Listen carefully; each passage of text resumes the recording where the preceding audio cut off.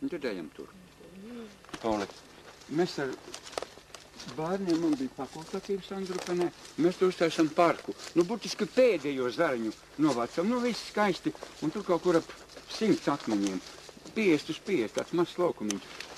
Un avots vienā pusē tek uz vienu pusi, uz ziemeļiem, otrā uz dienvidiem. Un pa vidu šitie te tur, kur laulājās un krustījās. Un tagad es ņemu un uztaisu publikāciju avīzē.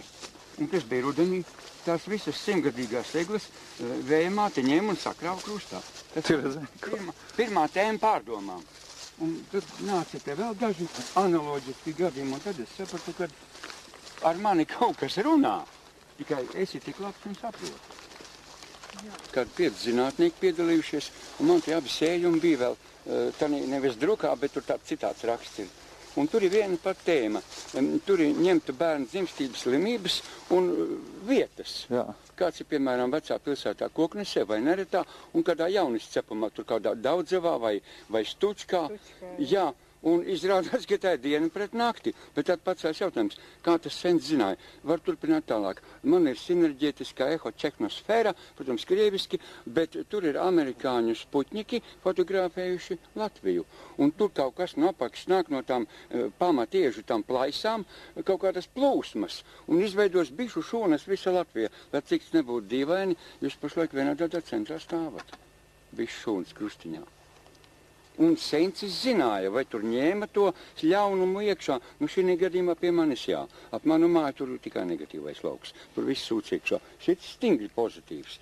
Un, jā, nu, bet kā tas sencis to dabūja? Sakiet man, gatavu, ja tagad tur ar mākslīgo pavadoni nāca kaut ko dabūja ārā. Jūs redzat, ko dara daba? Tāpēc tas ir sarkanā grāmatā, bumbierīte. Tāpēc viņai to zaru jālaiž tur uz tumšu vietu, ja te ir saule, dienvidi. Jūs saprotiet, kā ar mani runā dabā. Nu, viņi uzlaiž zaru, nu nerādi. Tagad ko tā egli ir iedodama? Dienvidi šeit, un viņa dzenās uz dienvidiem. Un starp citu, es viņam neesmu pirkstu pielicis. Tik tad īdots, ka es viņu atraku. Jo viņš viss bija tur līdz pusē. Nu, kā te bija lauks. Un kurš brauca garām, tas viņam uzgurda virsū vēlēnu. Nu, un tad tās pazīmes ir apdījās. Nu, es vainīgs esmu, tu man piedosi šoreiz. Un te ir tā grope mistiskā, jā. Es jums nerādīšu cirvis. Šis būtu tas altāris? Jā, tas ir tas altāris. Tie ir visi cirvi, pilns komplekts. Es jums atkārtu. To es tūlīt skaidrošu. Un pussolīti pa priekšu, tas ir labi. Tātad te ir tā grope, tur pavasaros vēl sūcās avotiņš, viņš, protams, ir vienkārši aizaudzis. Un te ir kopējais garums kaut kur 2,5 metri jārieti no viena līdz otram. Nu, stāstāmais ir šeit te, jā. Tātad atkal pēc Ernesta Brastiņa zvaigznīte sargātāja maziņa un lielāka. Nu, saprašana ir elementāra. Manā. Un tad ir vēl, nu kā tas sauca, vīraks. Tātad pirms rituāla lietoja vīraku. Apakšā ir sveķīts labāk egļu, virsū ir paeglīts un vēl virsū ir purvā vaivariņš.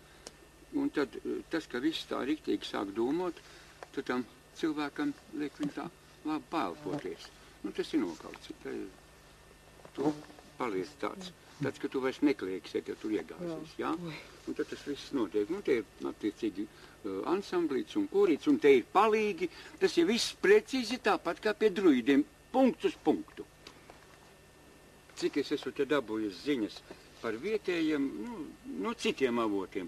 Tad Šantoni de Lasos ieraksta to pašu. Bet viņš nav vienīgais, kas te raksta, jo par citām tautām atkal cita raksta, tieši to pašu raksta. Tad te pastāv tautas tur piekalnītē, un te ir visi tie, kas darbojās.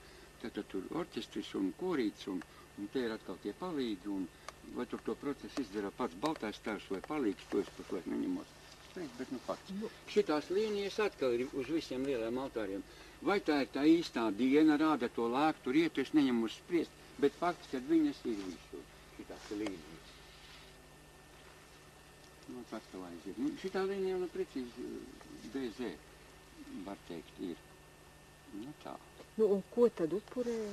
Puiši un meitu dzimušus zināmās zīmīgās dienās. Dzimtā tas bija liels gods, jo saime, tātad vai tā bija cilts, sūtīja viņam debesu tēvam pašu dārgāko. dārgāka vairs nekā nav. Mazus vai? Nē, 19 gadus. 19 gadus. Ja, viņa jau dzima tādā gadā, kad jau zināja, kad mamma jau dzemdēja sūtni debesu valstībai. Es zinu, ka prūšu meitenes, mazas meitenes, Bet atvaino. Vai tad es jums neizstāstīju? Tad šitās 5-4 dienas no katras cilts vai no apgabala, nezinu no kādas teritorijas, gan no katra pilskalna neskrēja, gāja uz Karalaučiem, atkarībā no tankiem, pēc tam palika par Kenigsbergu, tagad par Kaļiņingradu, kur dzīvoja krīvs, kas jau bija, tad baltais tēvs ir apmēram mani gadi, drusku plusā, tad nāk krīvs, jau kādi 7-8 gadi vecāks. Tas vai Romovis Birsī tur būtu koncentrēts, vai kas ir tāda? Es lūdzu paveikšu, un tad, kad bija vēl vecāks, jau virs 70, tad bija krīvs. Un no tiem priestriem nodzīvoja vērētais pilnīgi pareizi. Tas bija tur. Bet viņš lietoja, cik man ir saprašana, tad viņš šito te krivuli uz jūras noteica krastā. Viņam bija pilnīga garantija, ka tas ir precīzs smērījums. Jo nekur citur šitais šlarbenājs, es saku, ap 200 tautas dziesmi ir metonīmā valodā un pāris 10 pa tiem mežu galiem. Ka līdzina viņu. Jā, līdzina. Jo neiet tas krivulis un tā lūkotava neiet. Labi, tu tās dienas var noskaitīt, bet tev pie kaimiņa jāskan prasīt, no kuras sākt. Jā, citādi, kāpēc gan vajadzētu līdzināt, lai mēs šaubā viņš Jā, pareizi. Kur ir loģika? Tāpēc man Kanāda jau 3 gadi ved to vairu, bet vēl nav atveduši. Es jau vairu klausījos jau 15 gadu atpakaļ. Jā, no otras puses klausījos. Un tagad viņi ir šeit, un tie cilvēki ir citas erudīcijas. Man biežākā valsts, kas te brauc, ir Kanāda. Un tu brauc baltas galvas kā likums. Un viņi saka, nē, te jāved vaira. Es saku, pagaidi, lai tik beidzās pilnvaras. Ko tas tādu būdiņu prezidenti vedīs? Nekā viņi saka, beigsies viņai otrais, jau pēc viens vai divi sasaukumi. Atkal izsprauga. Šitas miets ir oriģināls. Te tika izliktis un senādīja pie stūra un vietā iebasts paša, bet tur, kur viņš bija. Un tur, kur, drusku tu pie tā akmens jāstāvī. Tad pa šito spraugu tur akmeņu kalnā nāk Jānīts. Tas 20 dienas. Protams, kad tur noliek tautu, tad viņš nāk arī tad, kad tur tā tauta ir. Tas Jānīts. Tad te ir 45 grādi, apmēram tās vietas, skatoties. Un te ir tas zemais mēnesis, kas bija ornamentā. Tad līdz cilmēzemes tiku mālam, vilku ārā spraudu vietā. Visi 4 bija vienādi. Šitie te stabiņi.